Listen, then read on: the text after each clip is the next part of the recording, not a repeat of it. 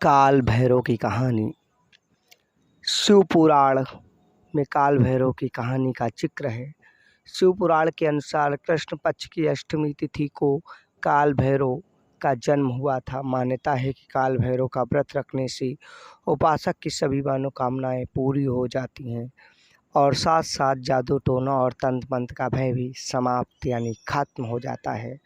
ज्योतिष शास्त्र के अनुसार काल भैरव की पूजा करने से सभी नवग्रहों के दोष भी मिट जाते हैं।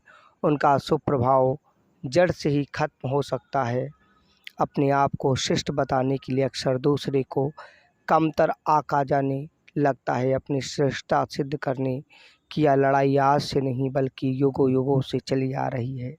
मनुष्य तो क्या देवता तक इससे न बच सके।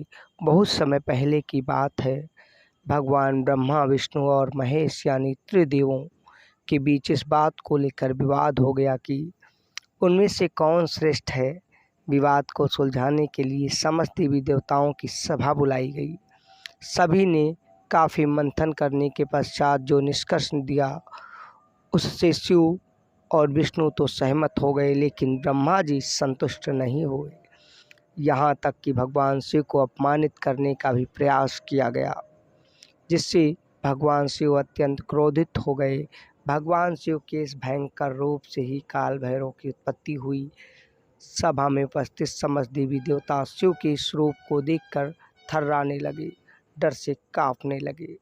काल भैरव जो कि काले कुत्ते पर सवार होकर हाथों में दंड लिए प्रकट हुए थे, वे ब्रह्मा जी पर प्रहार कर उनके एक सिर को अलग कर देते हैं।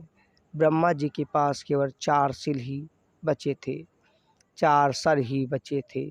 उन्होंने क्षमा मांगकर काल भैरव के कोप से स्वयं को बचाया। ब्रह्मा जी के माफ़ी मांगने पर भगवान शिव पुनः अपने स्वरूप में आ गए, लेकिन काल भैरव पर ब्रह्मा हत्या का दोष चढ़ चुका था, जिससे मुक्ति के लिए वे कई वर्षों तक यात्रा तंत्र भटकते हुए वाराणसी पहुँचे, यानी आज की बनारस पहुँचे, जहाँ उन्हें इस पाप से मुक्ति मिली।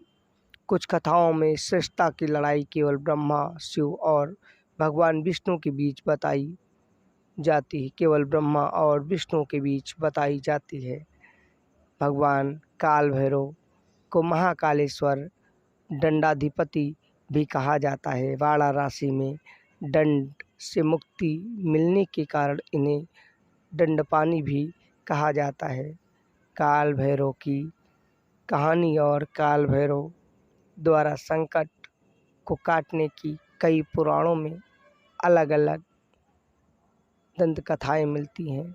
सबका सार एक ही है कि व्रत करने से तंत्र मंत्र जादू टोना समाप्त हो जाता है। ग्रहों की दशा भी धीरे धीरे पटरी पर आ जाती है। जय हो काल भैरव की। ओम नमो भगवती वासुदेवाय नमः। जय विष्णु। अगर हमारे